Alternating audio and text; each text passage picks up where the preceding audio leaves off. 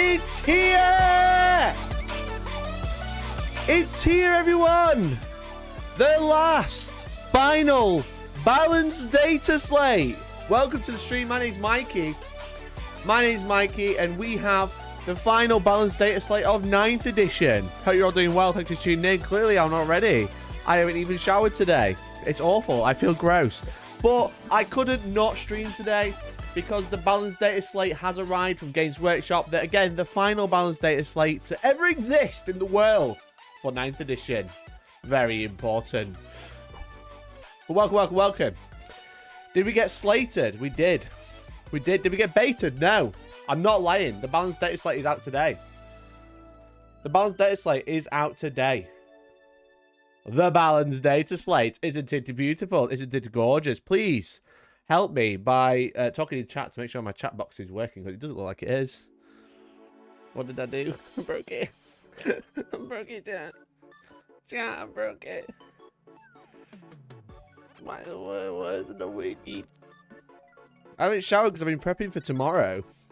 I've been painting terrain. I've finished 2 sets of terrain. I've been making trophy stands. Look, I've been doing this. This is what I've been doing. As you can see. It's been working. I was like, I'll do all the sanding and then I'll have a shower. Ugh. How does he turn the stream on and then run out of the room so quickly? Because I'm a fucking speedy boy. I'm a speedy boy, that's why. Okay, let's do this. Let's do this. It's exciting time. It's an exciting time, chap. The balanced data slate has arrived, and I need a very epic song. I need a very epic song. Let's do this. Is everyone ready? I've got to decide if I'm going to use this weekend. Why is my chat not working? Refresh cache. Refresh that cache. My YouTube chat's not working. I can see you talking, but it's not coming up on stream. It's supposed to come up on stream. Let's go. Here we go. The balanced data slate, quarter 2, 2023. This is the brand new one. It's been released today. I had like 4 people message me about it. It's out. I know. I can see. I'm going to be streaming twice today. Yeah, we're going to probably use this in a battle report later. Okay, let's look at the changes. Let me get a Wahapedia tab at the ready because they're fast as fuck boys these days. So I have to make sure I've got it. Oh, that's kill team. No one cares about that. 9th position. Okay. Aircraft. When mustering your army for a match play game, it cannot include more than 1 aircraft if you can play combat patrol, incursion-sized game. This is fine. Or more than 3 in onslaught. Aircraft have to arrive in reserves. This is all the same. This has remained the same. Look at the old one.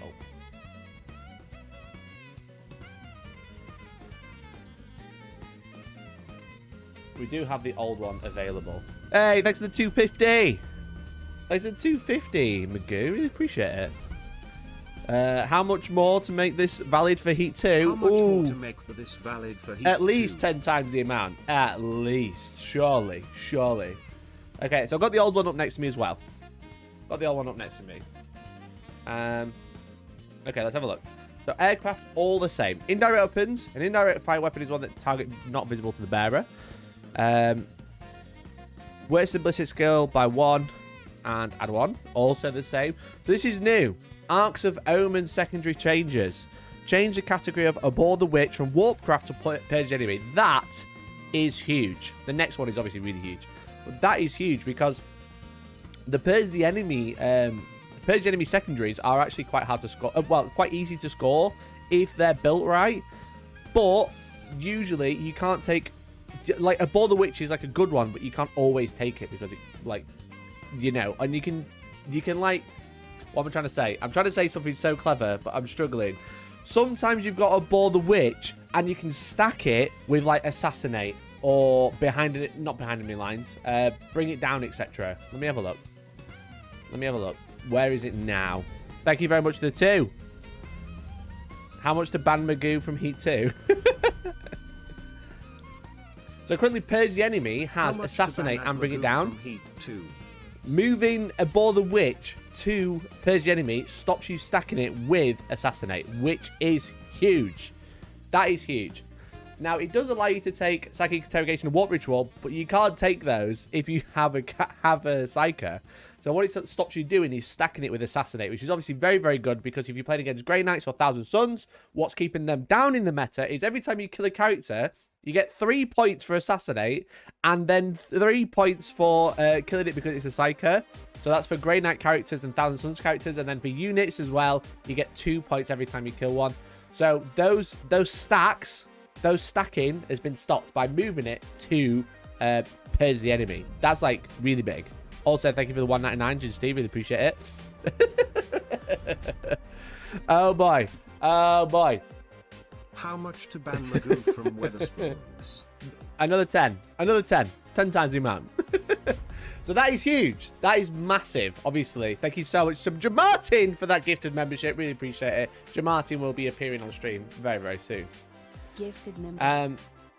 So that change, massive. No more stacking with certain categories such as Assassinate, which is big for when you're playing against Thousand Suns, but it's also it's a nice buff for Thousand Suns and Grey Knights because now they have less, they give up less points when you're playing against them, you know? Rather than it being automatic 30 for taking a Bull the Witch and Assassinate, it's now max 15, okay? Either one, which way you go. That is really, really big. That is huge. That's such a huge change. The next huge change. This is big. Makes me let's all you know cry a single tear for me and my Thousand Suns. Just a single tear. Add the following to the end of Codex Warfare secondary objective, which is the Space Marine one, which scores you 2 VP for killing a unit with a heavy weapon, 1 VP with an assault or rapid fire weapon while you're in the tactical doctrine, and 1 VP for killing it in melee or with a pistol weapon whilst in the assault doctrine.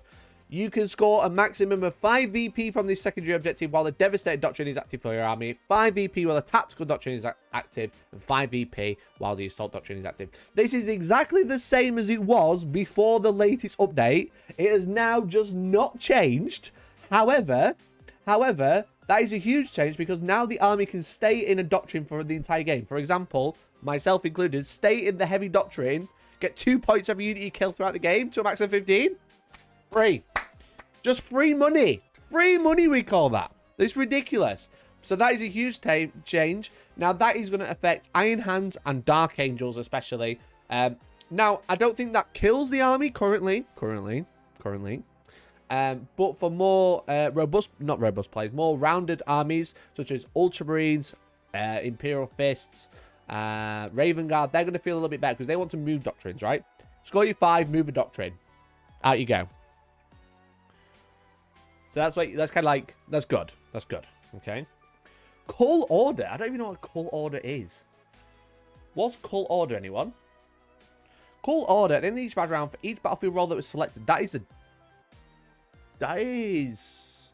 Deathwatch? Deathwatch?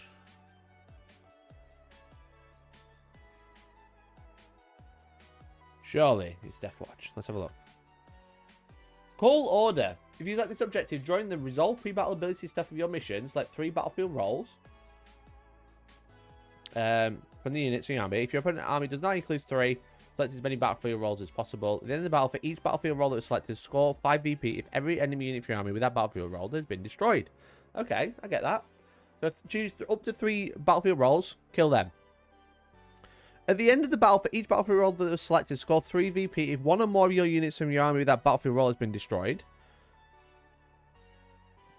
Ah, so they've made that better. So basically, it's choose 3 battlefield roles, let's say HQ, troops, elites, right? For everyone you kill wholly, you score 5 VP. But now if you kill any of them, you get 3 VP. If you kill all of them, it's 5 VP. That is a really good secondary now because it's basically minimum 9. Minimum 9 VP. That's annoying, but you can still, I mean, it doesn't matter. That's pretty good. That's a really strong secondary now. Deathwatch aren't the greatest faction anyway. That is a really strong secondary, I think. Really, really good. Really, really good. And then delete the first and last bullet point from Brood Swarm, which is obviously the Genes to the Cult. Genes to the Cults have a really high win rate right now. They have a really high win rate. So getting rid of one of their best secondaries. Pretty brutal. Pretty brutal. Let's go to Genes to the Cults. What are we losing? What are we losing, everyone? Genes to the Cults. Brood. So the first and last bullet point. So the first and last bullet point on this is you have more models on the battlefield your opponent does. That is huge. That is huge. So that is that one. And then all 4 of the bullet points apply. So if you score all of these, you get a bonus point. So they got rid of the bonus point, and they got rid of the very easy one to do, because G-Circle usually has more models on the battlefield in a single unit, never mind the army. So now you can score a max of 3 per turn. Ooh, only 3 per turn. More models. More models. More models in your opponent's deployment zone, more models in your deployment zone, and more models on the battlefield. This is also how it used to be. I'm pretty sure that's how it used to be. Okay, those 3 changes, or 4 changes, are huge for so many armies, you know? Deathwatch now got a guaranteed good secondary, a minimum 9 VP for killing 3 units in the army. Choose 3 battlefield roles, kill 1 of each, 3 VP for each one you kill. If you kill all of them, 5 VP. Excellent. That's a great secondary, but having the minimum 3, very, very good. FAQ for Broodhorn change. Oh, I haven't looked at the FAQ yet. That's very, very good. Maximum 5 for Codex Warfare is how it's...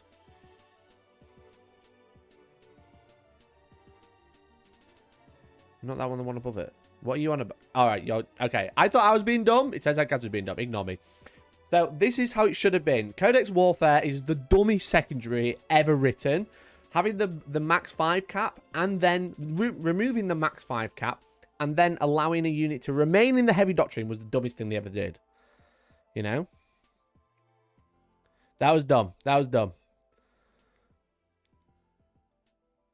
And then delete the first and last. So obviously, like, making it max 3 a turn. Like, Broodhorn was an auto scoring like 3 turns on us. Like from turn 2 onwards, you were like you're maxing that secondary all the time. So those changes were huge. And then this change is huge in the benefit of Thousand Sons and Grey Knights, in my opinion.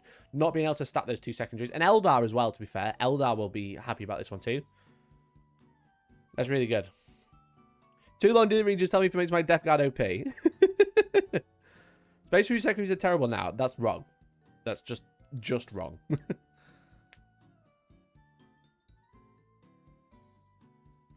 Okay, Bodyguard looks the same.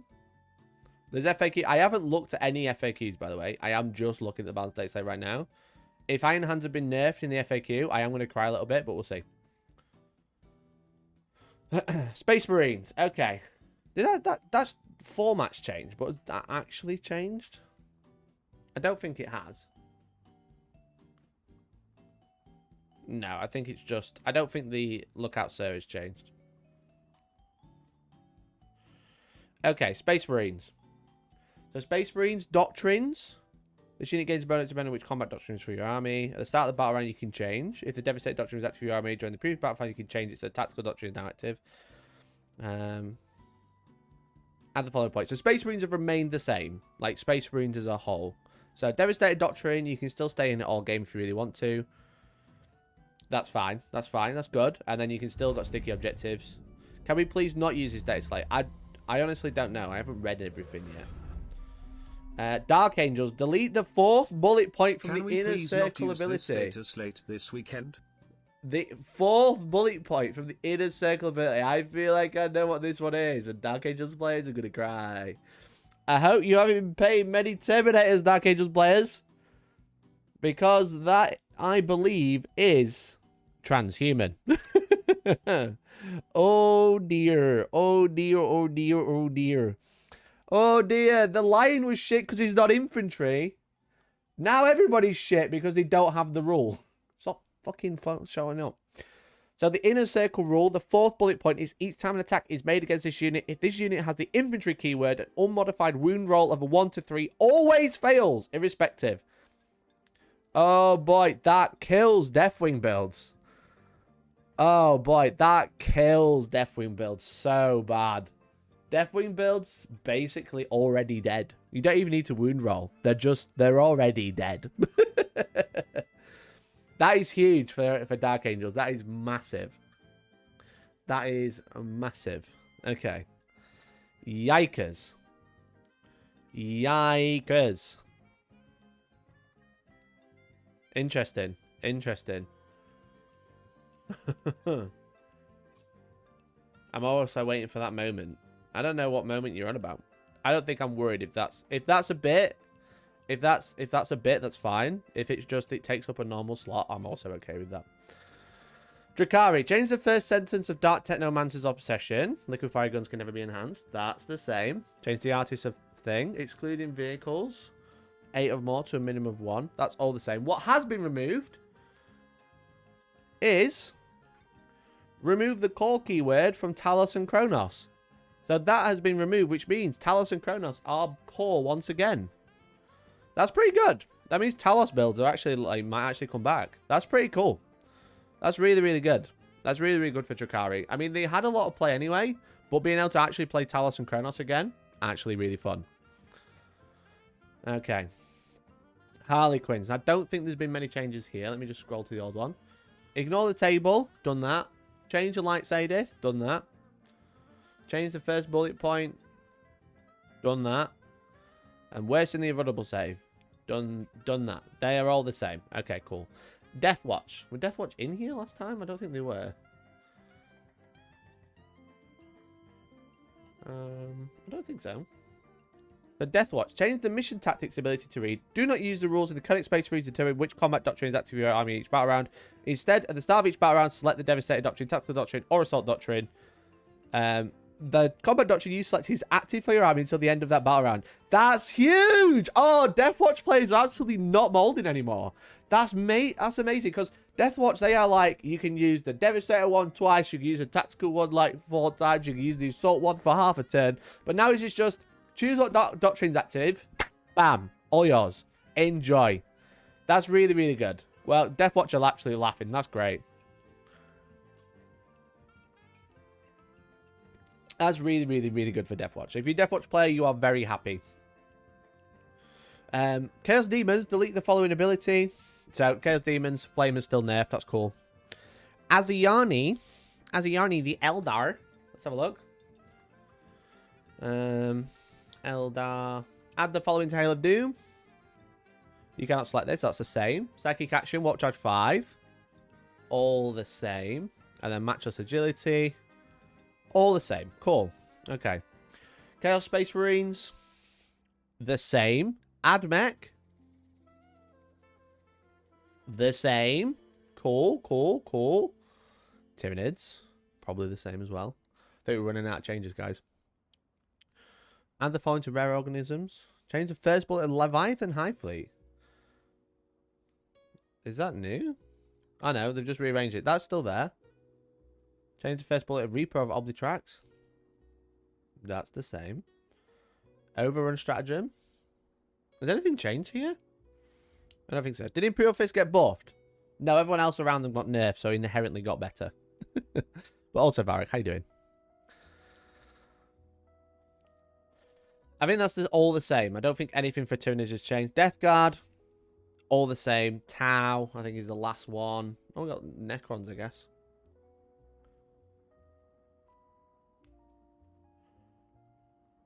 No 1,000 Suns changes. There's a huge 1,000 Suns change. The fact that the secondaries got nerfed. Tyranid lost 3 of the nerfs. Which 3? What have I missed? Overrun is still there. Spore Mines. Still there. Oh, they can change their adaptive element at the start of the game again. So they previously had this one. When playing a match play game, players cannot swap out the adaptive element of their High Fleet adaptation at the start of the battle after determining who has the first turn. They have to do it in the army step. Now that has been changed. So that's gone. And then they replace the first para. If your army carries one or more Hive Tyrant, one of them must be your Warlord. I guess that's changed as well. You don't have to have the Hive Tyrant as your Warlord. Interesting. Interesting. And then replace the first... This one we're looking at. Old. Replace the first paragraph of the Synaptic Imperative ability with, if every unit parameter is a Hive Tendril keyword, and each one of those is from the same Hive Fleet, then while your Warlord is on the battlefield, Synaptic units from your army have a Synaptic Imperative when, depending which one is active for your army. So that's gone. That's gone as well. But I don't know what it was before. But it's been removed, so great. Well done. Well done. Cool. Tau, I don't think have changed too much. Change of monk ability. That's the same. Devastating Counter-Strike is the same. So it looks like they've removed the core limitation from broadside. So broadside's a core again. This is no longer here. So that's pretty good. Broadside's back on the menu. Broadside's back on the menu, boys. Yeah, they're core again. Yeah, they've removed the core limitation. That's good. That's good. That's quite interesting. Okay. Necrons. No brawl. I think Necrons are probably going to remain the same, right? Yes. Yes. Yes, that's all the same. Necrons haven't changed. Astra Militarum, this is the big one. Change the last sentence of Overcharged Last Cell Stratagem to read, a unit can only inflict a maximum of 6 ball wounds per phase as a result of this stratagem. Which is how it should have been in the first place. Games Workshop actively chose not to put it in the FAQ and decided to put it here. After they sold all of the Kassakin, now they have nerfed their Kassakin. This is fine. Most people are playing it this way anyway. It's only recently that FAQs like my own have started to remove it because Games Workshop hadn't said anything, so we thought, oh well, that's how it's supposed to be. But yeah, maximum 6 per phase is good. So you can't do more than 6 total, which is really good. So we've got the Finial of Nemradesh. Now this has had a change. I'm just going to get the original wording up so we can double check that as well. Nemradesh. This is arguably one of the best relics in the game right now.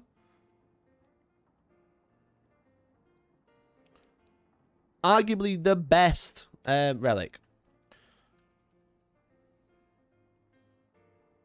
Because what the Finial of Nemradesh does is while a friendly core unit is within 6 inches of this model's unit, each time a model in that unit makes a ranged attack, you can ignore any all modifiers to hit roll, and if that attack is enemy allocated to an enemy model, any model can use any rules to ignore wounds. So now it says, while a friendly Astra Militarum core unit is within 6 inches of this model's unit, each time a model in that unit makes a ranged attack, if they allocated to an enemy model, that enemy model can't use any rules to ignore wounds. So now it ignores modifiers to hit. It doesn't ignore modifiers to hit roll. Okay, because what you are seeing is people buffing out of line of sight, shooting with mortars, making them +1 to hit, and then shooting over the top and not being able to see anything, ignoring the -1 and giving yourself +1 to hit. It was pretty silly. It was pretty silly. So now it doesn't affect the hit roll. It only affects this, which is still very, very strong. So this ignores phase caps, it ignores feel no pain, it ignores reduced damage by 1, it ignores all of that still. It's just the hit roll they don't. So very, very, very nice change. I think that's a good change for everybody. I think a lot of people will still be okay with this. The fact that the -1 to hit is no longer ignored, arguably safer for the game just in general, because having stuff that is reducing its ballistic skill but then getting +1 to hit is just counterintuitive, because they're just spamming 9 mortars with the Finial. So this is fine. This is both these changes. Most people playing like this anyway. I don't think anyone can complain about this. For God, that's fine. Okay, what we got next? Orcs. When mustering Orcs army cannot move more than 3 of the following. Okay, that's the same. And then the Wa is the same, and the Stuck In is the same. Cool, epic. Adeptus Sororitas, exactly the same. And Adeptus Custodes, the final one. Yeah, we'll do a watch along, definitely. And Custodes the same. Okay, overall, balanced data slate, not too bad. Not too bad. The changes to the secondaries are huge because changing how people score in the game is like massive. It is massive, obviously. Why's my chat not working?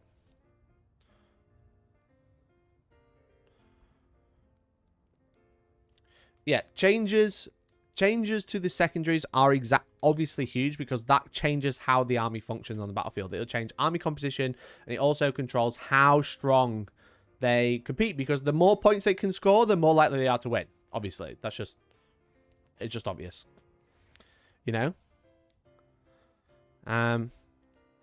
No point changes. No, probably not.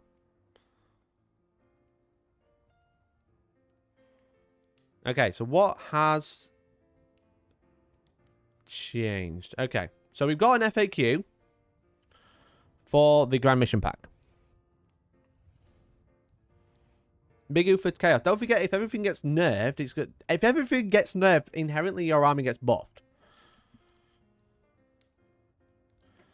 You know?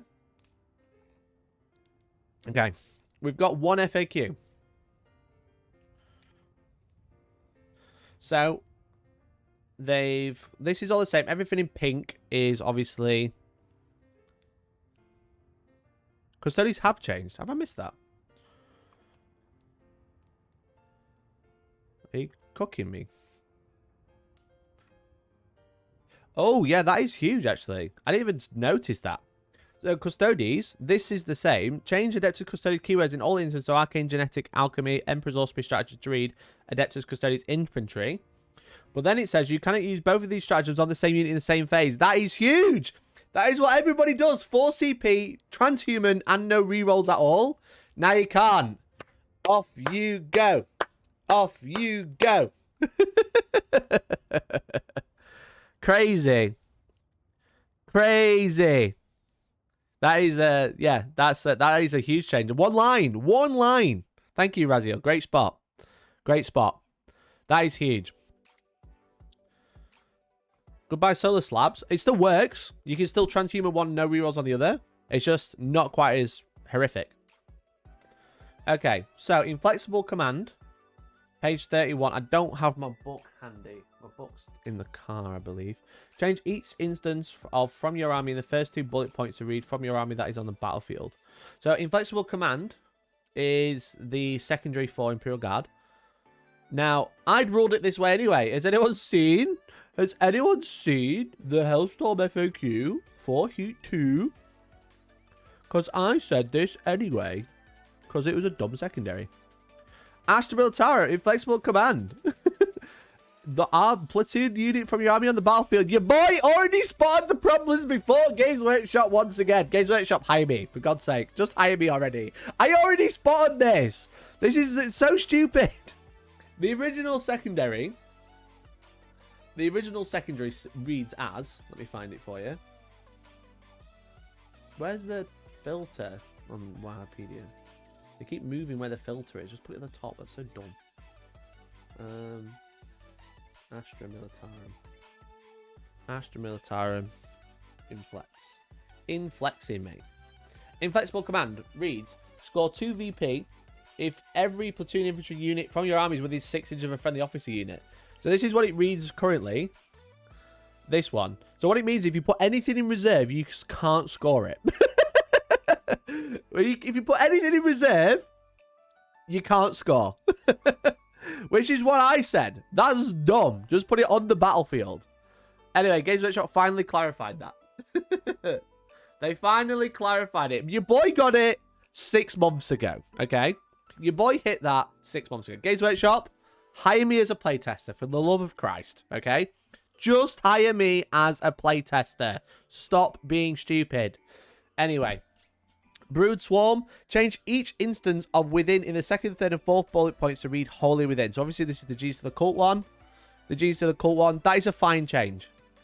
It's a bit annoying for like when you spread out a little bit or you do a charge and you land in the wrong bit. Does that mean you can't score it if they're in a transport? No, because they're not on the battlefield.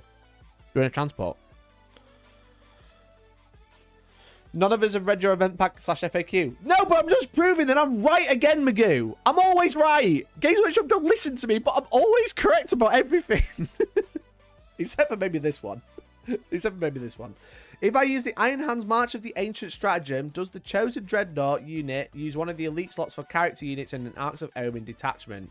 No, as the Dreadnought unit is added to your army roster as a normal elite slot choice, and the March of Ancient Stratagem is used afterwards.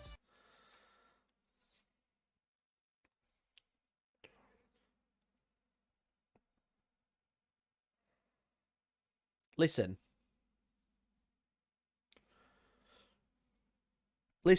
okay? I asked... I can't legally show you.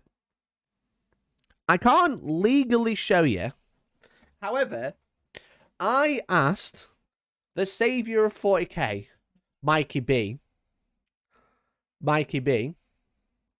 The guy who does it all, the savior of competitive 40k, how it works. Right? And guess what? He said, allegedly, because I can't legally show you, allegedly, thank you for the 2. Thank you very much to the 2, mate. Scroll back 5 seconds to I'm always right. Okay, can we use the Dataslate this weekend? I asked Big Mikey B, and he said, yes, that is fine. And that is why I've been using it since. Illegally shows. I can't illegally show you because that's illegal. So allegedly, I asked the savior of 40k, Mike Brandt, and I asked multiple TOs who are also FAQ writers and rules writers for the game, and I said, how does this work? And they said, it's a character. So it goes in the character slot. Doesn't matter when you do it, it just goes in.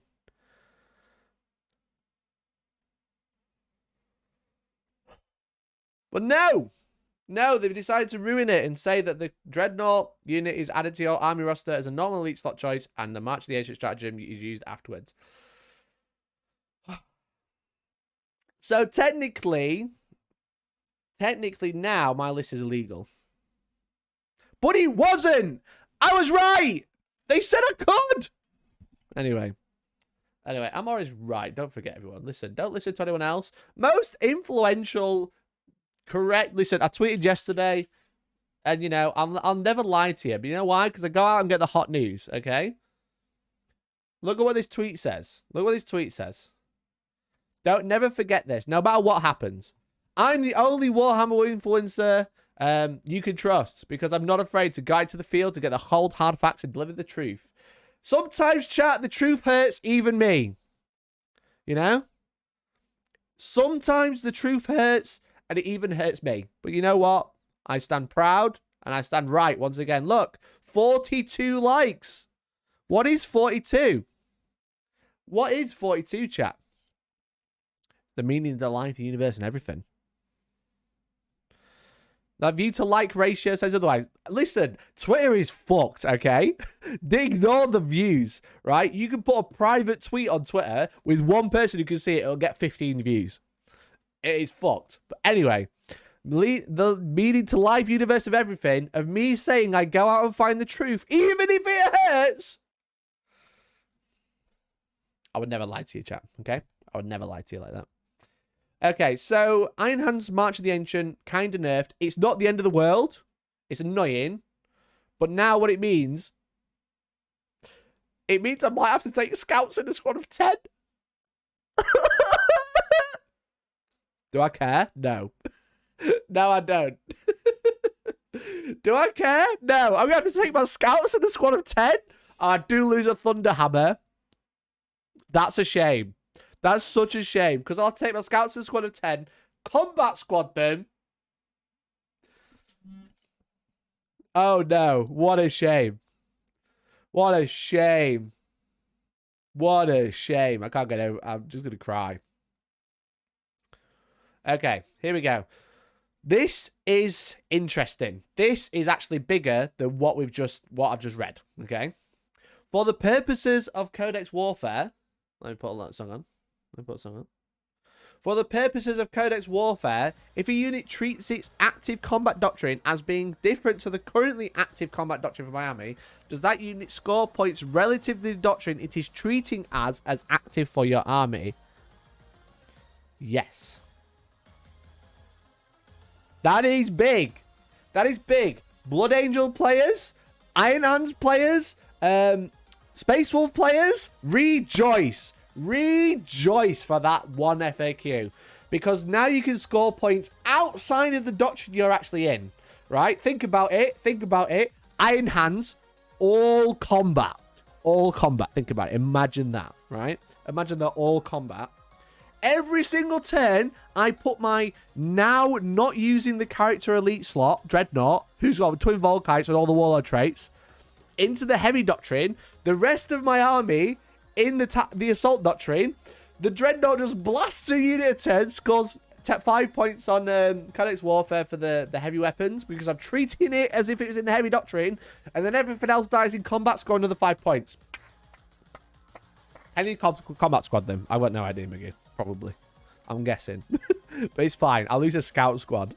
Oh no! I want to put more Desolation Marines in my army. Oh no! What will I do, Magoo? I'm going to cry. I'm going to put more Desolation Marines in there. Oh, fucking hell. Fucking hell. I'm going to cry. Anyway, so that change is really good. Again, like, Blood Angels can put stuff in the Assault Doctrine. They can do it twice each turn. So you can start shooting stuff and getting points and getting assault points at the same time, which is pretty good. That's and there's loads of other factions that can do it. Obviously, Iron Hands can do it. I believe Black Templars can do it. That's fine. Black Templars, as someone said in chat, that's cool. When I muster an army that includes an Astra Militarum Arc-Own detachment and an allied Militarum Tempestus patrol detachment, am I allowed to take additional units of Tempestus Science as troops in the patrol detachment? If I have any units in the science, it's elite choice.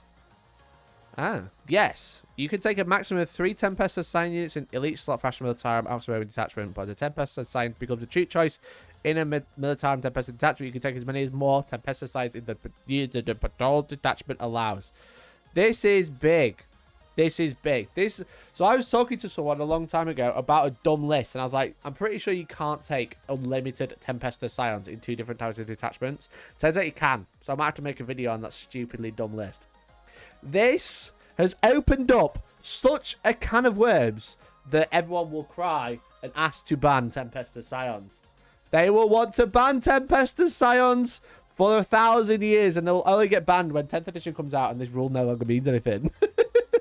But this opens up such a can of worms you don't even realise. It's going to be crazy. But that's it. Is that it? Isn't the Dev Doctrine capped at 5 VP per game? Yeah.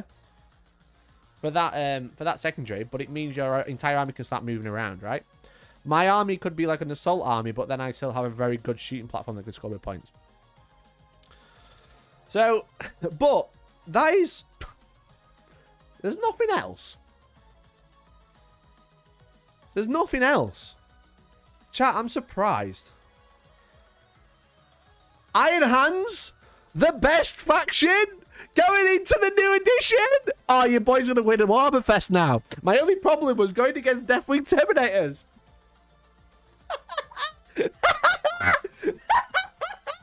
I'm going to win every tournament ever for the next 3 months. Let's go. Literally, I lose a squad of scouts. Can scouts combat squad? Let's find out right now. Can they combat squad? Can they take 2 missile launcher? Listen, guys. Iron Hands got off lightly. Iron Hands got off lightly.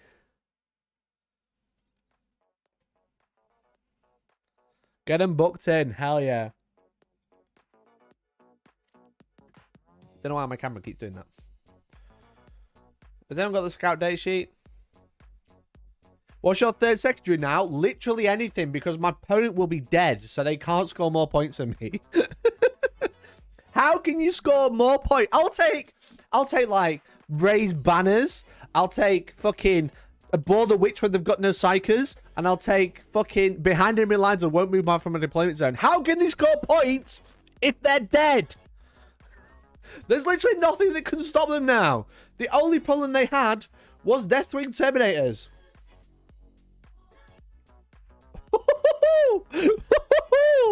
Oh, baby. I don't even have to change my list. What's that? Combat squads? Combat squads on scouts? Oh, that's unfortunate. That's very unfortunate. Oh, dear. The only problem is this bit. That's the only downside. That's the other downside. But yeah, so I could literally... I'd have to drop one of my missile launchers and the Thunderhammer Sergeant, take a unit of 10 scouts and combat squad them. That is how my list would change the minimal amount. It would literally be, I would lose 1 missile launcher and 1 Thunderhammer.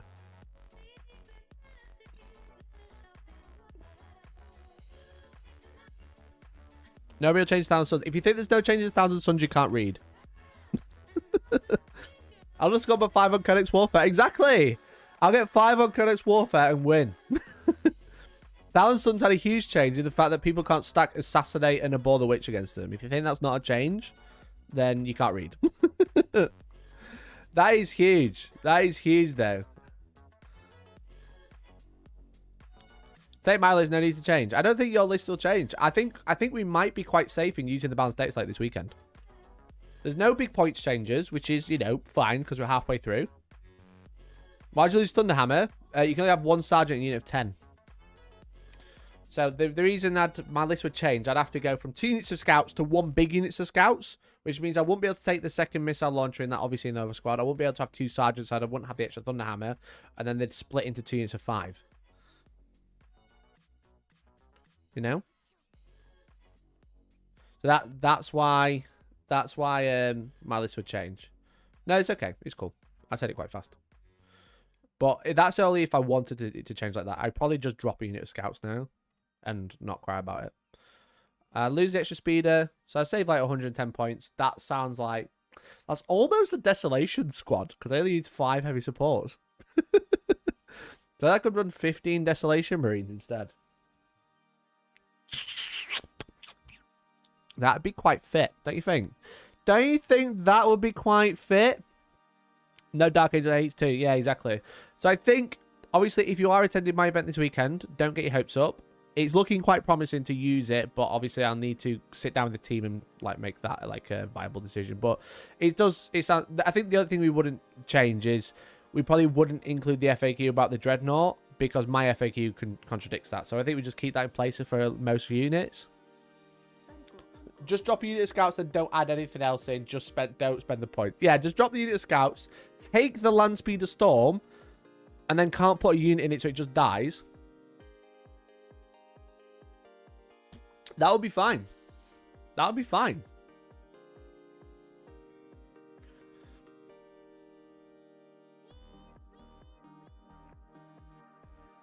That would be fine. Right, chat. I'm going to read Warhammer Community. So get your gifted memberships ready.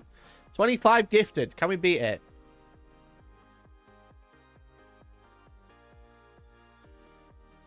Storm shows up, blows up, refuses to elaborate. Do it as a power move to intimidate your opponent. Take 10 scouts, 2 units of land speed, 2 land speeder storms. Don't combat squad the scouts. Deploy the scouts on the board. Both land speeder storms explode at the start of the game. Laugh. Can't gift. You just have to super chat Steve instead. So favoritism to Iron Hands. Yeah, Iron Hands got off very lightly there. Very, very lightly. I doubt that has a major effect on Thousand Suns win rate. Imagine your opponent not scoring 30 points to tail in you rather than only scoring 15. That might change the score, funnily enough. You know? Thousand Suns and Grey Knights not having a secondary stack against them. Because if you think about it, I play against Thousand Suns and Grey Knights today, before the balanced data slate. I choose Assassinate, and I choose Abhor the Witch. I get 6 points every time I kill a character. Now I only get 3. That's quite a big change. That's quite different. It's quite different, you know? That's almost like twice, like half the amount difference, you know? It's almost twice as bad. Because you can't stack it. That is really, really big.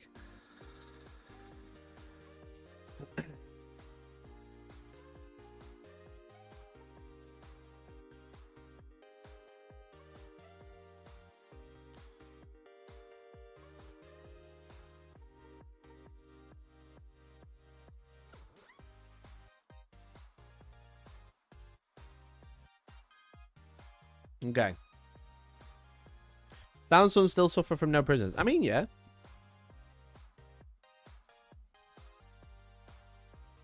Okay. Right. Here we go. How much did you win by in that game? How much would you have won by if you just played your normal secondaries? Yeah, but you can't play your normal secondaries. If you're relying on kill secondaries, there are no normal secondaries. It just means by killing characters and units, they're not going to score 30 points on Assassinate and because you need to take characters with Grey Knights and Thousand Suns, and you got Psyker, so you got to board the Witch. That's 30 points guaranteed most games.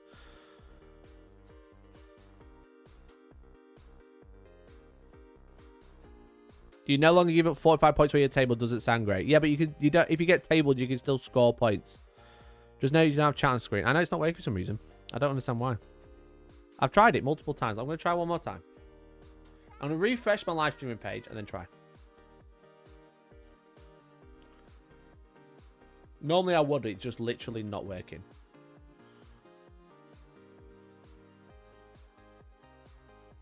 I'm not doing anything. I don't get it.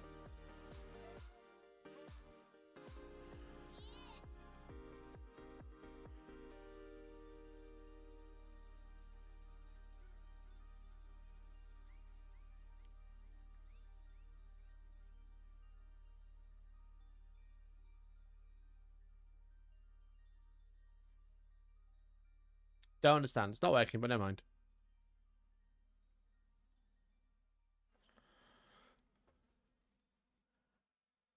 The abort change has wrecked my planning for game 1. I'd got Grey Knights with 2 armor goods and 3 baby carriers. Was planning a ball, bring it down, and possibly no prisoners. Exactly. And that's a huge change.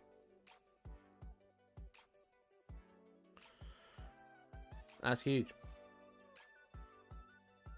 So, yeah, that's what you just have to remember. It's like, you're not going to give up 30 points just for turning up to the table. Like, giving up 15 points on a secondary is obviously fine. That's not good, but it's fine. But giving up 30 points for the same units is bad. So by nerfing that, that's obviously really, really big change. Okay, here we go. Warhammer 40,000 Meta Watch. The final balanced data slate of the edition is here. It's almost the end of an era here at the Warhammer Studio as we stand on the cusp of a revolutionary new edition of Warhammer 40,000. We salute the passing of the current edition with the balanced data slate equivalent of a 21-gun salute.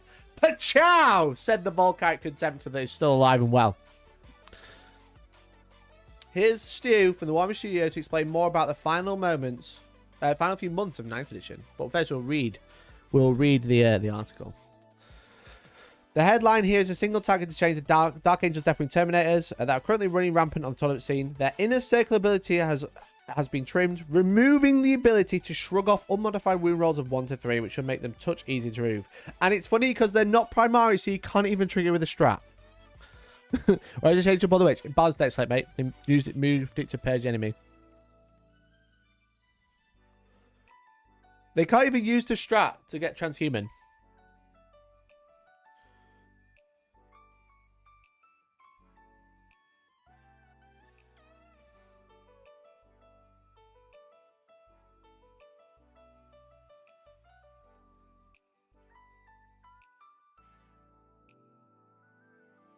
Oh, some guy. Right. Okay. Okay, I'm going to show you something. Because some guy... You know, like when someone's an actual knobhead and you know it for sure? You just know it. Listen, this is what I do to knobheads, okay?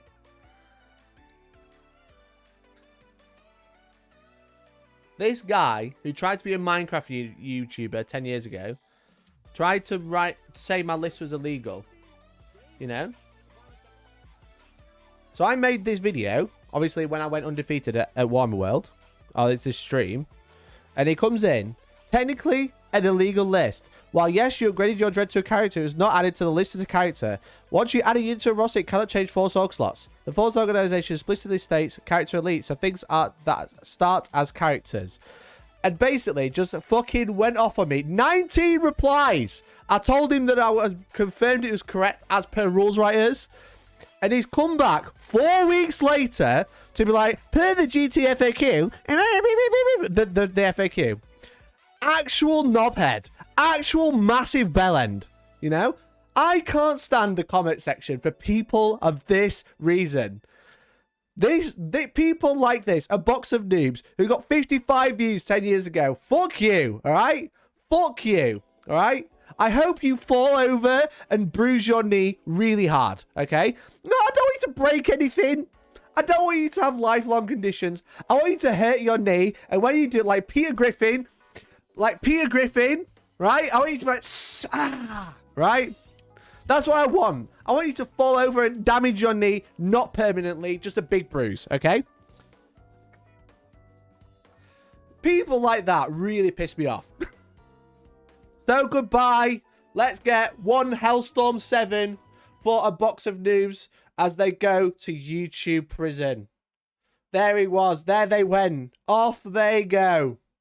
One Hellstorm 7 into YouTube prison.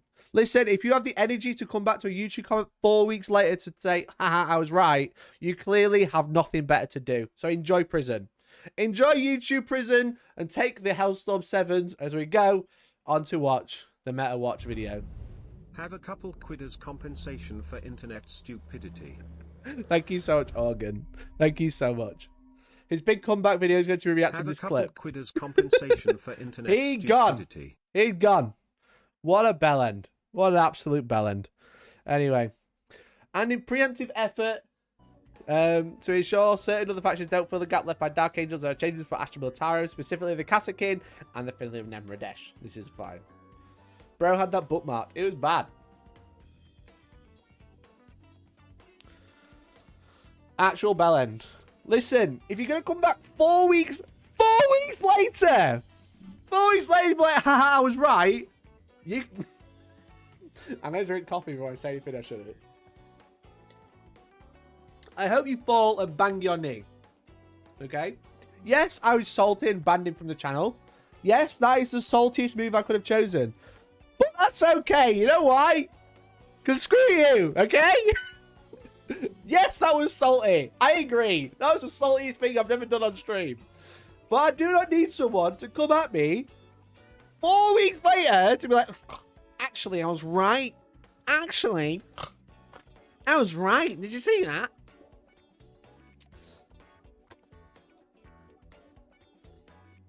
Go fuck yourself. Anyway. On the other end of the scale, Turners are getting their hyper adaptation and synaptic imperatives back in full, while Core returns to Tau broadside battle suits just in time for a buff to Deathwatch mission tactics that help them hunt these foul Xenos. You also didn't mention Talos getting called back. That's actually huge. Beyond that, there are changes to Arxo with secondary objectives that will particularly impact Dark Angels and Iron Hands, Thousand Suns, Genes of the Cult, and Deathwatch. Metawatch is going to take a brief pause the next few weeks as the galaxy catches up with its new rules of engagement, but they'll come hurtling back with the chitinously pulsating inevitability of a ravenous hive fleet materializing in the glassy west of the filter bubble before you know it. Whew. A bellend who was right. Magoo, listen. I could do it to you too. Okay? If it was FAQ the other way, Mikey so would have gone back to that 4-week-old post or at least made a 30-minute VOD about it. That's different. You know why? I'm always right, and I'm not afraid to go and find the cold hard truth. Okay?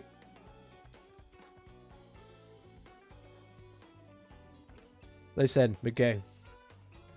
Magoo. I could do it to you too. You know? I could do it to you too, Magoo. I howled that power. I could remove a standard moderator, hide the user from this channel, put user in timeout, or pin the message. Or I could just pin the message like a salty boy. Ah, dear. Ah, dear. Mikey, this whole video has been you doing that in GW's face by yourself. I'm already banned.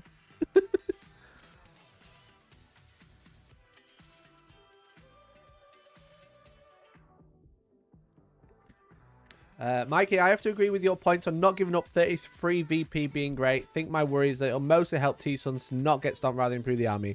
Yeah, they could have been a lot more done. But that is a huge change. And it just means that people won't be able to score as well as you, which gives you a higher chance of winning. You know? That's what you kind of, let's say what you got to you got to remember, yeah, they could buff your army and then remove that at the same time. But that's kind of like doing two things at once, which has always been a problem with Games Workshop. Now, yeah, they could have made that problem your problem as well, but they always do that. They buff it and then buff something else at the same time. Whereas what they've done is they've nerfed one thing that inherently makes your army better. So, my hair looks awful today. I hate it so much. I'm so sorry, everyone. You wouldn't dare. I would. I would.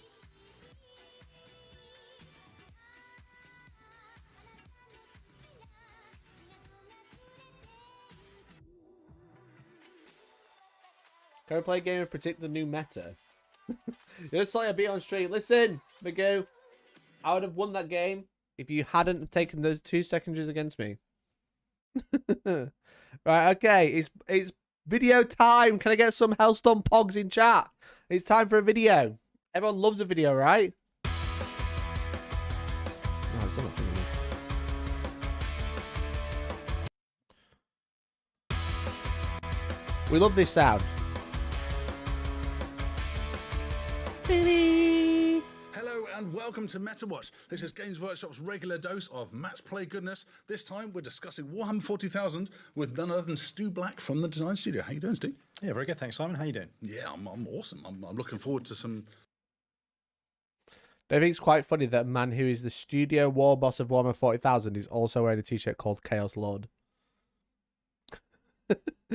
Don't you think it's funny that the man who is in charge of Warhammer 40,000 has Chaos Lord on his t-shirt? I think that's quite funny. certain stuff that's on the horizon as well. It's very cool. But before that, we've got a whole bunch of cool information to talk about today, which is great. What is on your painting desk, first of all, though? Get this out of the way. So that's always a tricky one. Oh, don't do this. Don't do this. This is the last balanced data slate of 9th edition, and you open the conversation with what's on your painting desk. Come on. Come on. Don't do this to me. Don't do this to me. I'm a little bit of a hobby butterfly, like most of us. So quite a lot of Chaos Space Marines at the moment, and finishing off Space Marine Army ready for the summer. Yeah, nice. Thanks for the $2, man. Really appreciate it. Flamestorm aggressors, because you can't get enough of those in board So, what are the movers and shakers in costs a lot at the moment? So we've just run the report that we normally run, looking at the win rates across 40k. We've got over 100,000 games in our data since the last mission pack dropped. 100,000 games of Warhammer. Oh dear. 100,000 games, that's a lot. In Radio World, asking what's on your painting desk is the same as asking what's your favourite biscuit. Literally, yeah. That's when you know the conversation's dire.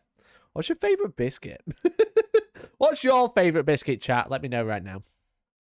Nice. So we're really starting to get some meaningful data that we can start making decisions on. So at the moment we've got probably 6 or 7 factions that are kind of just out of the zone that we like them to be in. A couple that are overperforming at the moment, and then a few that are kind of struggling a little bit in the current meta. So taking the ones that are performing kind of above expectations, and I talked to Nick last time about this, the Dark Angels, Sons of the Lion, are doing very well at the moment, and that trend's continued since the last time we spoke. Along with Gene Stealer Cults, and also Chaos Demons are just starting to creep out of that 45 to 55% zone. No mention of Iron Hands, everyone. No mention of Iron Hands. No, why? Iron Hands suck. Don't forget that. Listen, don't let anyone tell you otherwise. Iron Hands suck, okay? Iron Hands, really bad. See them on the table? Don't even worry. You've already beat them. Don't be silly. It'll be fine. So they're currently sat at 56. So not a huge way out of where we want them to be, but still just putting a toe out of the line.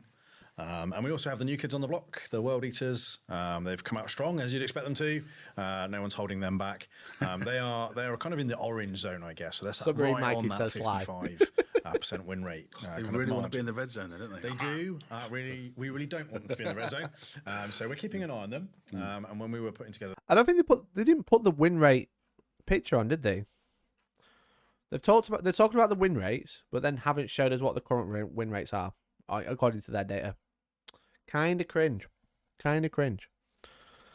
My favourite biscuit is a Jaffa cake. There's always one. The New Balance data slate that comes out today, we thought long and hard about do we do anything for World Eaters, but we've decided this time we're just going to keep an eye on them. This time, Stu, there's only 3 months left. Stuart Black. That's his full name. Stuart Reginald Black. There's only 3 months left of the game. What do you mean keep an eye on them? You're rewriting the entire game in 3 months. You can't keep an eye on them. This is it. This is the end. This is how 9th edition will be remembered. We're keeping an eye on that faction that's kind of good. Oh dear. And see where we are in a couple of months' time. Yeah, grand. Nice. And then at the opposite end of the scale, so those are the kind of ones that are maybe overperforming. Yeah. We have 4 factions near the bottom of the league table. Some surprises and some that have been struggling for a little while. So right at the bottom, the Death Watch. Nick and I talked quite a lot last time on the show about Death Watch and some of the challenges that they face in the current kind of 40k meta. This is a biscuit and that stream, trend's continued. Same with the Thousand Suns. So those two are still kind of having a bit of a hard time of it. Yeah. But maybe more surprisingly, Tyranids and Blood Angels. That is surprising. Blood Angels being kind of bad, really interesting. Tyranids have had so many nerfs, it's understandable. Death Watch are a bit of a weird one because they sit in like a good place, but then like you'd think they sit in a good place because of Space Marines, but then all of their units, their unique units, are very expensive. Iron Hands rampant end of 8th. They'll run rampant end of 9th. Let's hope 10th doesn't end the same. 10th, Iron Hands, all the best. It'll just be Dreadnought spam. They're not keeping an eye out anything. The game is changing in a few months. Yeah, exactly. So Tyranids have been like a very well-performing faction for a very long time. We made some changes to them back in January with the balanced data slate, the new points values, and they've struggled a little bit to adapt, ironically, to a changing meta.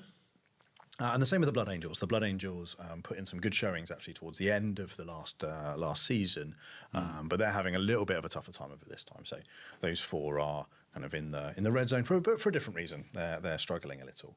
Yeah, Blood Angels and Tyranids have been beating each other up on Baal, haven't they? So Exactly. Yeah, their strength is clear. The same Blood Angels are struggling, but they didn't make any changes to Blood Angels. Am I missing something? Did they make any changes to Blood Angels?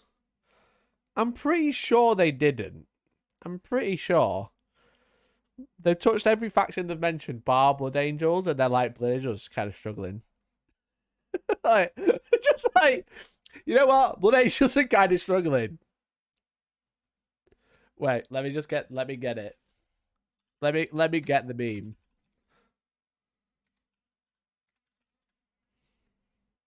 Blood Angels kind of struggling.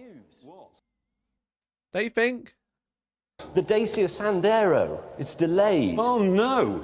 Anyway, last week. Oh, bad news. What? Bad news. Blood Angels are struggling. It's delayed. Oh no. Anyway, last week. Right?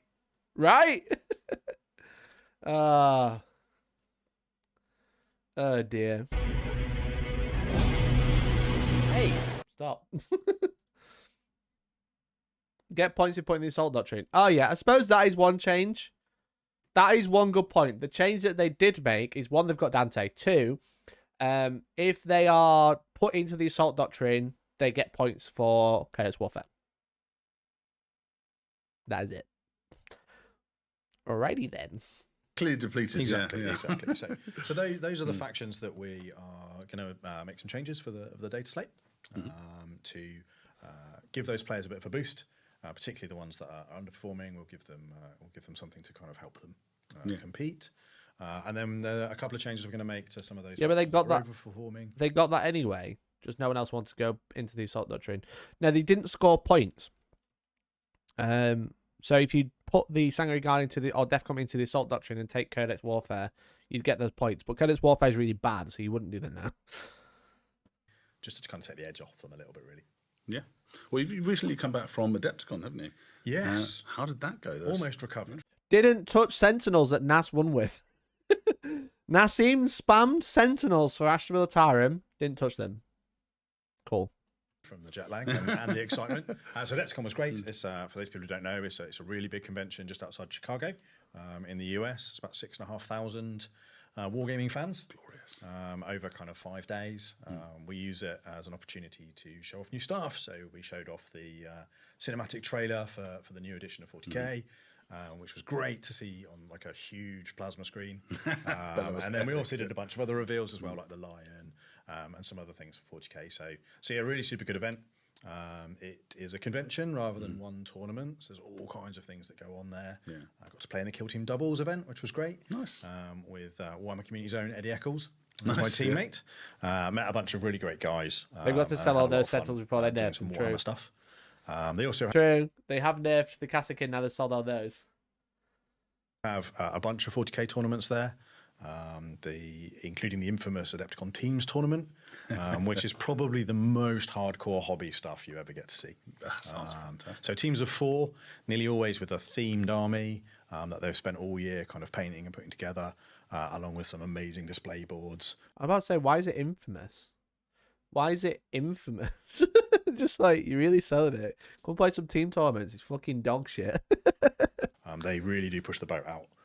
There was one display board that I saw that was corn themed, that had like those kind of cascading chocolate fountains. Yeah. Of blood. Oh, amazing. I love it already. So all kinds of crazy things, light up boards, motorized boards, all kinds of crazy stuff. So yeah, super fun event. That sounds awesome. The kind of slightly more competitive event from 40k point of view was won by Ashram and Atarum. So he's one of those factions that at the moment is kind of sitting kind of mid-table, but is putting in some good results at tournaments. Yeah. So they're on our list. We're going to make a couple of tweaks to those in the data slate. And actually, the army that won the Adepticon event is a good example of a high-performing guard list. Yeah. Well, But again, the guard list by Nassim was just Sentinels. I think he had like 18 Sentinels or something stupid. But okay. Oh, yeah, as mentioned, the finial does affect his list, but still. you mentioned Dataslate. This is the last Dataslate of this edition, of course, isn't it? Yeah. So how exciting. So how are Dataslates going forwards? Are they is that still planned to continue? So yeah, we still plan on supporting the game in the same way as we do now in the new edition. You know, we think maintaining a healthy kind of match play environment is key. Yeah. So we'll continue to do it. We'll get better at it. We'll get more sophisticated. We're always looking at new tools to help us analyze the data. Lots of waffle. There's nothing to actually discuss in this video. I was getting tips from Mikey. Listen, I've proven I don't mind banning people if they say dumb shit, grade name cringe. Everyone else who's grade name cringe, you better make up for his stupidity, his evilness. Anyway. We focus quite a lot in this show on kind of overall win rates. Yeah. But that's really only part of the story. You know, we want factions to have multiple ways to compete. We don't just want one list that happens to be good for a faction. Yeah. Really, Yeah, we 30 want cast players to that's be true. able to build a wide variety of lists and still do well. Bro, how much kill team you competitive got? level. Do you like kill You want team? people to build Stuart? pretty much any kind of list they like and not feel like they've got a stupid army list. Yeah. You really want them to feel like, no, actually, this is still viable. I can play a great fun game with this. You don't need to feel guilty as you annihilate your opponent. Exactly. Well, there's that as well. Exactly. You know, most He was playing live action kill team. He was basically playing real life Fortnite. Don't worry. He was very busy. He was like, where we dropping, boys? That's what he said. people don't play at events. Most people are playing one-off games with their friends or at a club. The kind of white heat of a 5-round tournament is kind of atypical. I've just noticed that they've covered up the Shaw logo on those microphones. It's supposed to say Shaw there. Anyway. Actually, of how people play 40k. No free advertising. No free advertising. Said Games Workshop. Really good way of us testing the kind of balance of the game and seeing how it performs. Yeah. So quite often you'll see people comparing not just win rates but kind of tournament wins, and you'll see some factions that maybe their win rate is fine, but they win a lot of events. Or conversely, you'll see the other thing where lots of armies are really good at winning 4 out of 5 games. Yeah, But they rarely win 5, so they rarely are like on the top table at a tournament. They nearly always get knocked out in the last game. So, so it's quite interesting when you start to dig into that data, and we're getting more and more sophisticated at how we look at that and how we balance the game. So one of the things I always find interesting about the tournament meta in particular is how armies are then adapted to the best performing armies at tournaments. Yeah. And so it creates a constantly evolving meta. So I guess It's Constantly evolving meta, also known as a constantly progressively spending money.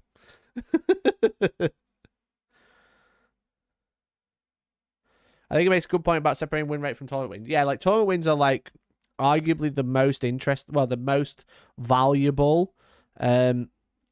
most valuable, metric to look at when balancing an army, because the fact that like a win rate, if the army is heavily populated with like pretty average players, which most factions are, I don't know why it does. I think I must knock it or something. I don't know.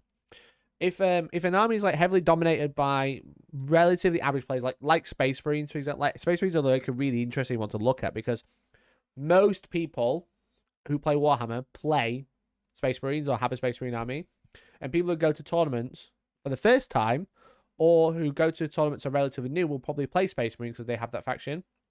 And when they make Space Marines really good, people pick up that faction again. Like, I've been playing Space Marines competitively for the past, like, 5 years, right? That's the only army I really use. I've used, like, 2 different armies, 3 technically different armies competitively in the last 6 years that aren't Space Marines, so 4 in total.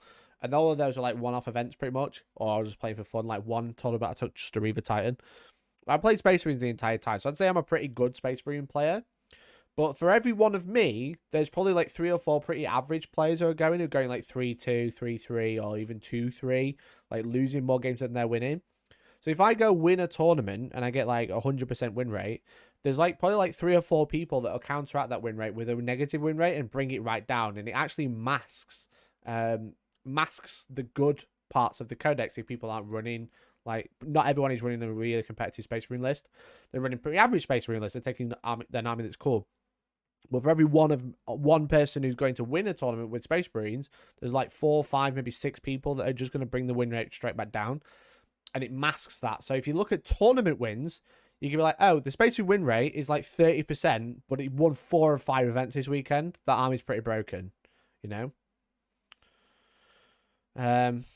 So that's like something to be aware of when you are looking at like win rates and faction win rates and stuff like that. Look at like, we saw it with Tyranids. A lot of people were trying to pick up Tyranids and it wasn't working. We saw it with Necrons. A lot of people were trying with Necrons and it wasn't working, but they were still winning loads of tournaments, but the win rate was pretty average. So when you get like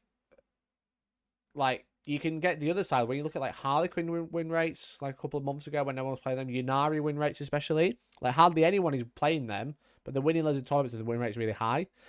But then if that army would have like more people would pick that army up, it'd probably start masking those players. So it's interesting, that's for sure. It's like a self-referencing toes, thing. aren't you? Yeah, for sure. Yeah. For sure. It's definitely not. I think even if we changed nothing from the rules point of view, the meta still changes and evolves over time. Yeah. You know, if you know, when you think about a crude example of rock, paper, scissors, if you know that everyone chooses rock at the moment, suddenly your decisions about whether you go paper or scissors is very different. Yeah, yeah. If you know you're going into a particular, a lot of Tyranid armies that maybe in previous mission packs were very resilient, you might craft your army list to deal with that, knowing that you're likely to meet some. But the more of those armies that exist, then the less good the Tyranids are, then the Tyranids start to decline, and suddenly those army lists you've built to beat them are less likely to work. Yeah, so it is like a wave anyway. And then with the interventions we make in the data slate, helps kind of shake that up some more. Yeah, of course. Yeah. So, what are the key aspects of this particular data slate then? Yeah, so there's a whole bunch of things. Like I alluded to earlier, we've done some things for those top performing. Now, a lot of this is going to be like repeated. Obviously, we know a lot of this information already because we read the balanced data slate first. But it's going to be interesting to hear their thoughts of why they've done something rather than just being like, oh, yeah, that's changed, cool, bye.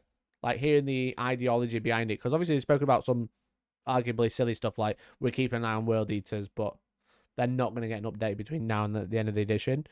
Especially because there's going to be no more Meta Watch for 40k until the new edition, by the sounds of it. So it's going to be interesting to see like the reasonings behind it, what they think about it, why they did it, and stuff like that. So armies, some for the ones that are struggling near the bottom, and some for ones that we think could become the next big thing once we take out, if we tone Dark Angels down, who pops up?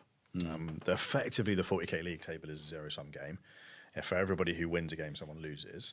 So if we, Dark Angels at the moment are satellite, they win 59% of their games. So if we get that down to 55, that 4% has to go somewhere, right? Yeah. And where we want that to go is towards the bottom. That'd be great. Realistically, though, it's probably some of that will go to the 54, 55% winners. So some of the changes we've made are slight. I will say about GW videos is the volume is all over the place. To try and make sure that we don't tone Dark Angels down and just have somebody else sat at 60% instead. Yeah, yeah. So the first thing that people will see is a bunch of changes to some of the secondary objectives that are in the Arcs of Omen mission pack. There's a variety of those. Some of them are quite subtle. So we've moved Abhor the Witch from the category that it sat in before to a different category. So at the moment, it's quite a good pick against things like Grey Knights and particularly Thousand Suns. You effectively score victory points for killing wizards. Yeah. They've got quite a lot of those. It's almost guaranteed 15 points. Exactly, and particularly if you combine it with Assassinate. Because that's what I said. They need to learn how to compress audio. I agree. Because the louder I have it, they just keep talking really quietly again. But yeah, so like that's the problem, is just he's stacking Abhor the Witch and Assassinate at the same time. That's always been the problem. Because that gives you victory points killing characters who most of the time your characters are wizards. So putting those in the same category means Massively affects Eldar as well. I don't think a lot of people notice that as well. Because Eldar, because they have so many characters, Warlocks and Farseers, they have like 2 Farseers, 1 on bike to do the mortal wound stuff. They have like some single Warlocks, they have some Warlock units. It's also a decent pick against Eldar. It's just killed that too. they're mutually exclusive. So it's a kind of indirect buff to Thousand Suns and Grey Knights by making their opponent pick different secondaries against them. So players won't see something like in the Thousand Suns section going, oh, you get a thing. It's a change to the secondary objective that will impact Thousand Suns and Grey Knights. So we've changed that one. We've made some changes to Codex Warfare, which is Codex Warfare.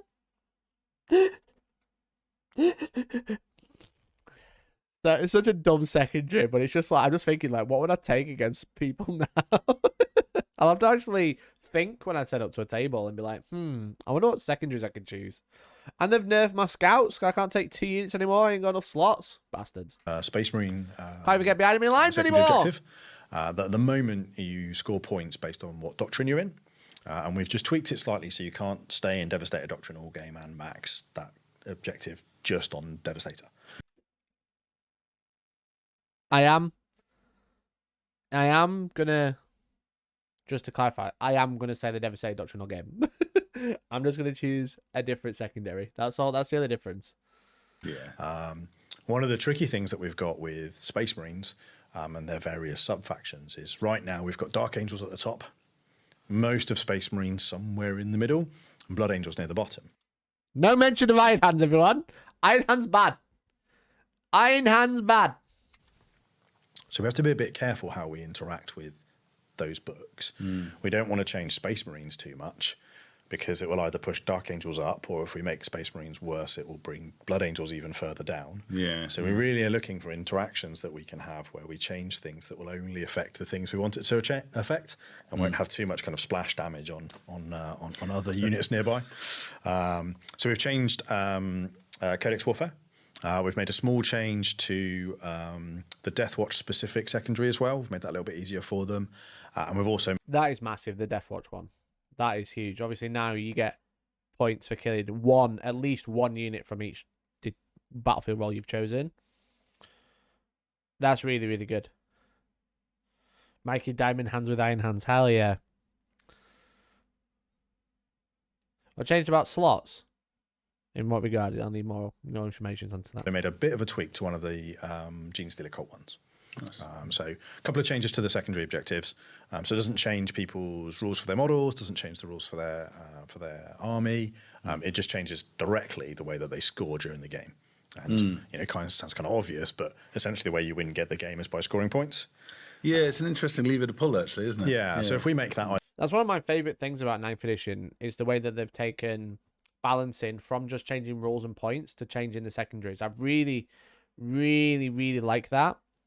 I think that's like a huge way you can change it because your army functionally stays the same.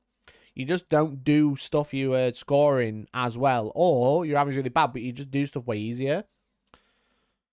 You talk about scouts because the Iron Hands Dreadnought can't be an elite character. It has to be an elite slot, which means I can only take 3 elites rather than 4. That's basically the change. So yeah, it's like changing the way the army functions is way better. Like Necrons, for example, haven't rules-wise changed, barring the double pre-game move on OBSEC. That is like one thing that changed, but the army pretty much stayed the same. All they did was change the secondaries, which is big. So I like that. I like that about 9th. Either easier or harder for different factions. That affects the win rate overall. So a bunch of those changes. The article says broadside to core, but the Dataslate doesn't mention that. Am I missing something? Exactly, mate. It doesn't mention it. It previously was in it. So I go through all the changes at the beginning of the stream. But yeah, the fact that they lost core because of the balanced Dataslate and Talos as well. It says remove core from this unit. It now doesn't say remove core. So now they have core. Nowhere in the PDF. Come on, guys. I've just said this. Let's do it again. Start again. it removed core in the last balanced data slate, or the previous one. Now that limitation has gone, which means it has arrived. And that is a problem I keep giving Games Workshop. If you're going to put updated thing, put the changes in the bottom. Be like, we removed this, so they now have core. We did this, and you know?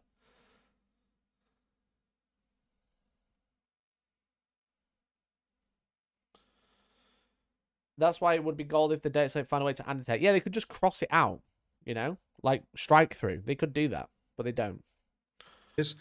And then some that are actually to do with the factions themselves. Some of those are removing things that used to be on the data slate before. Yeah. And sometimes those are the hardest ones for players to spot because we haven't. They literally just said it. Overall. So a bunch of those changes. And then some that are actually to do with the factions themselves. Some of those are removing things that used to be on the data slate before. Yeah. And sometimes those are the hardest ones for players to spot because we haven't added a thing.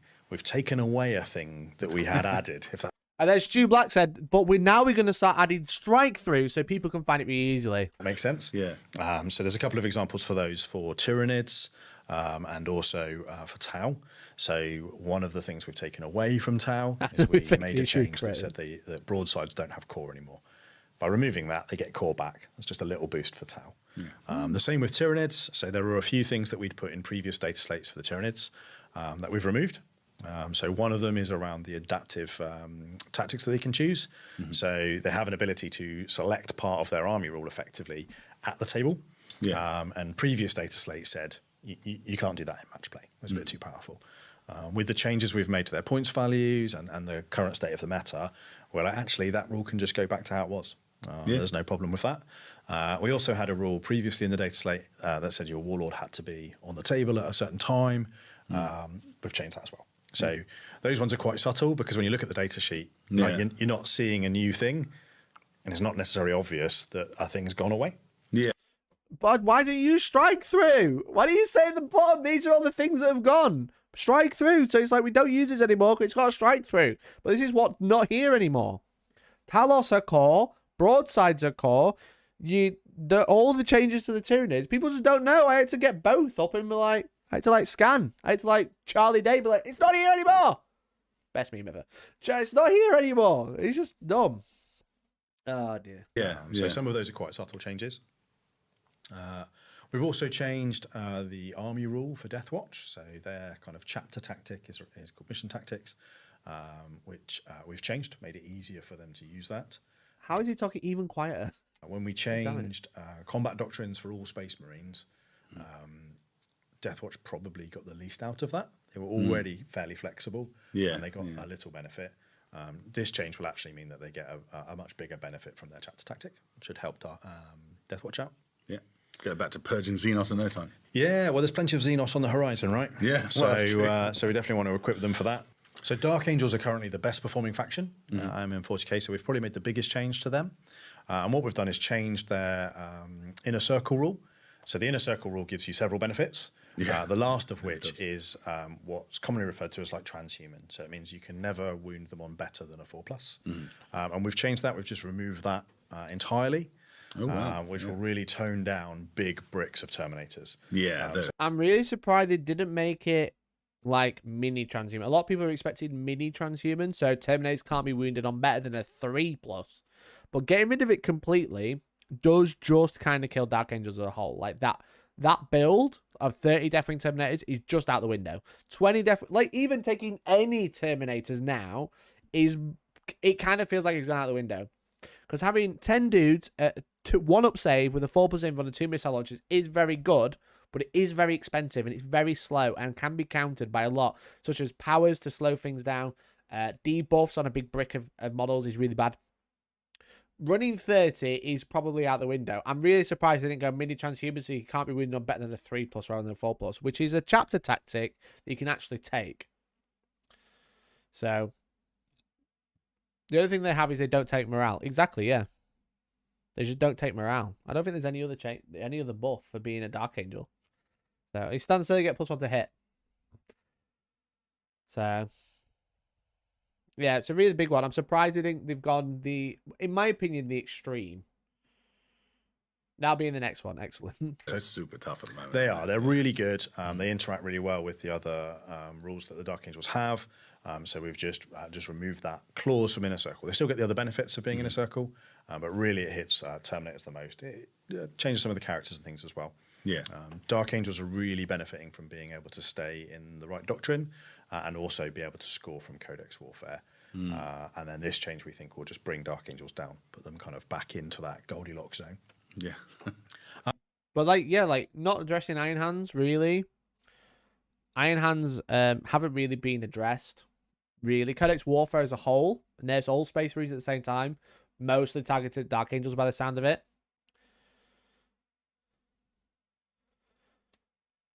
Now the Lion, everyone complained about the Lion not getting in a circle. Kind of funny, because everybody doesn't. Nobody does. Nobody gets permanent transhuman anymore because he's a monster. So yeah, I'm surprised it's not mini transhuman. Not being able to win on a 3 rather than a 4 is a big change. To get rid of it completely is really brutal because now you can win on 2s with like the right weapon.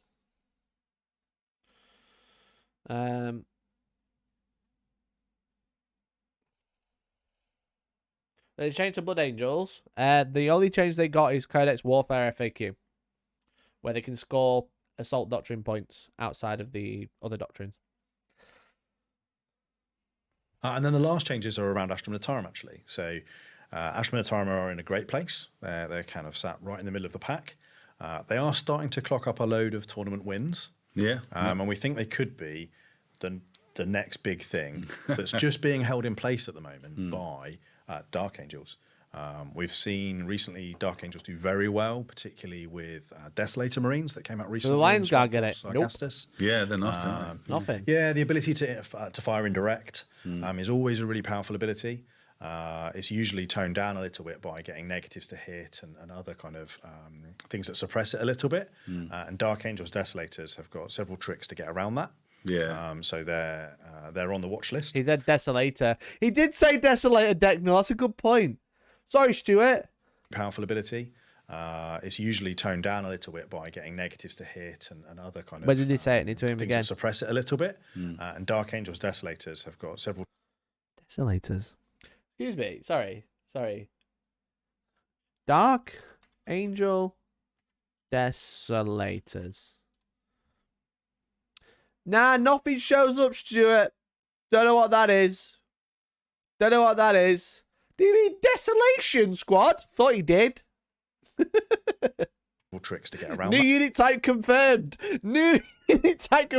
Yeah. Guys, you know the redacted Primaris Lieutenant rules? Do you remember those?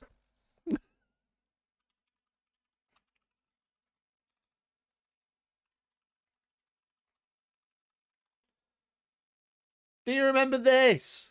We've figured it out. Redacted Desolator Squad. P45 time. Stuart, it's time for your P45. You broke the rules. Redacted Desolator Squad. So they're on the watch list. So yeah, anything we can do to tone down Dark Angels is good. But that might open up the space for Astra Militarum to really rise to the top. So we've made a couple of changes to those. Desolation. One of them is the kind of infamous Kassakin mortal wound bomb. So there's a series of stratagems and things that you can do that enable Kassakin to put out an awful lot of mortal wounds. Most similar abilities to that in the game are capped at 6 mortal wounds. Yeah. That one currently They haven't touched the World Eaters. They have one on 8 bound. isn't. This Dataslate will cap it at 6. Yeah, that sounds good. And the other thing that the Astra Militarum have is a relic called the Finial, which gives you a couple of benefits, and we've just removed one of those. So we haven't done anything drastic to the Imperial Guard. We've just removed some of the things that are maybe overclocking them a little bit, almost as a preemptive thing, to make sure that when Dark Angels kind of climb down a little bit down that league table, that Astra Militarum don't just occupy that space. Yeah. The Dark That should have been just a thing. That should have just been a thing at the beginning. The fact that they allowed it to go on for so long is ridiculous. They should have FAQ'd that when the book came out and be like, because the book was out for like 4 months before it got a real FAQ, and they said, yeah, Cast of Kid are fine. Kansas are set to get some pretty good help soon anyway, aren't they? They are, yep. Their dad's incoming, so they definitely don't need all of these benefits as well. Once the Primarch returns. And it'll be really interesting actually to see kind of what impact the Lion has. He's a new tool in the toolbox for Dark Angels players, and they'll soon be able to put him on the battlefield and test his metal. The toolbox, isn't he? Oh yes. He throws the toolbox at the enemy and then beats him with the head with it. Exactly. He's got the Emperor's shield and the Emperor's toolbox. Yeah. that's a deadly combination. Dual wielding that. For sure. Yeah. Waffle. Well, thanks again for joining us today. That was really cool to know, because I always like all behind the scenes stuff. It's always good to know the reasoning behind everything. So make sure you check. There wasn't a lot of reason. It was just kind of like, this army's good, so I'm going to nerf it. Well, no, it's good. It's always interesting to listen to, right? It's always interesting to listen to, like, some of the reasonings. A lot of it was kind of obvious. It's an interesting balanced data slate, that's for sure, because it addresses a lot of the hard-hitting stuff. There's still stuff that miss, like World Eaters are going to be very good now. Nerfing Dark Angels probably too hard. I think it should have been mini transhuman in my opinion, but a lot of it was kind of like understandable, I think. So I'm pretty happy with it. I now have got to go make a decision about the event of the weekend, because I'm obviously running an event this weekend. I'm streaming with Martin tonight. So I've got to decide what RB I'm going to use and what RB he's going to use, because he's got his Iron Hands, which were written for the tournament as if it was ready this morning, not now. It was basically Dark Angels fans got too happy, now they have a Primarch, time to get them salty again. Literally.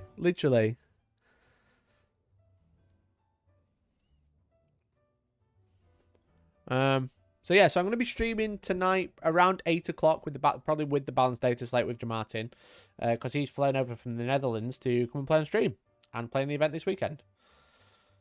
So what I missed, you can always rewind it, mate. Illegal list on stream. I don't think Martin's is illegal, you know. Let me have a look. If his list isn't illegal, then I think we'll be fine. I don't think there's many lists that are, like, illegal, to be honest. Oh, yeah, his list is illegal. He's got 4 elites.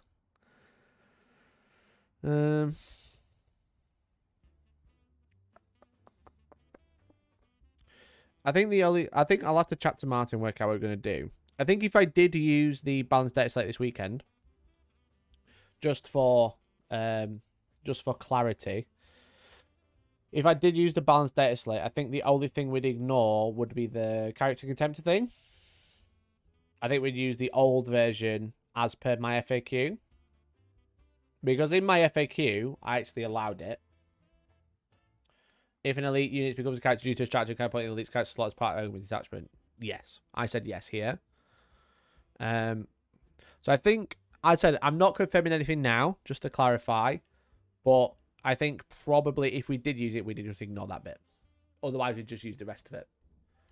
Now, it obviously changes lists for people because now things have got core, but what it does do is nerfs a lot of things and stops people. Like, it gets rid of a lot of the bullshit of, like, Codex Warfare, Brood Swarm, but also allows Thousand Suns and stuff that people are bringing to actually compete quite well.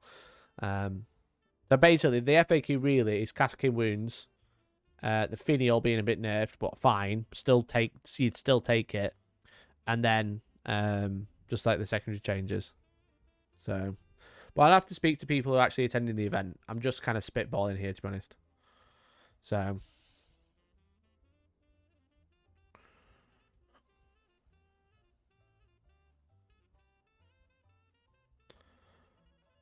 But that's it. So I'm going to go do that now because I've got to go and get ready to stream. I'm going to be live again at 8 PM. I'm going to chat to Jamarty, work out what we're doing. But I'm probably going to be live again at 8 PM this evening. FAQers. Fuckers. My body is ready. Excellent, Peter. I love it. I'm going to go chat to people attending the event, try and sort that out, and I'm going to try and stream this evening. It looks like I've just got stopped a lot of the jank. Yeah, a lot of the jank has gone. That's pretty much it. They've not really changed much else, which is good. There's not a lot of janky stuff happening. Iron Hands are still very good, and I think they're probably going to be the most popular faction winning tournaments in the next 3 months. I think part of that, like the 1K Suns Grey Knights change. Yeah, exactly. I think probably that. I think pretty much all of it, barring the Iron Hands character Dreadnought thing, just because everything else you can still play with without changing your list. You know? There's nothing, barring the character Dreadnought thing, which I explicitly allowed, which would just stay in. Barring that, there's nothing that actually changes how the game works or how your army functions, really. Or even how the list is put together. Like, everything still functions. If you've brought that unit, you've got an inherent buff. And if you played against Grey Knights or Thousand Suns, you have a slightly harder game than normal. But I don't think people are like... I don't think people are building their list to beat Grey Knights or Thousand Suns. It's just a happy accident. But there's like one...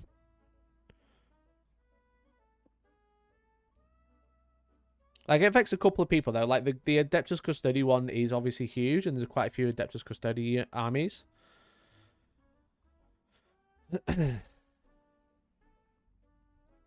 Tyranids, Matt will be happy. That'll be good for him. Let's have a look at Mike's list. Mike's list is illegal, but that would be fine, barring that. I think I just have to leave that in. Then you could allow resubmits. I think so. The problem is you would have to just redo the pairings. I want to work it out, though. I'm going to go work it out now. Because there's quite a few people running Custodies, and that is a big change. Not being able to spam the same stratagem on the same unit.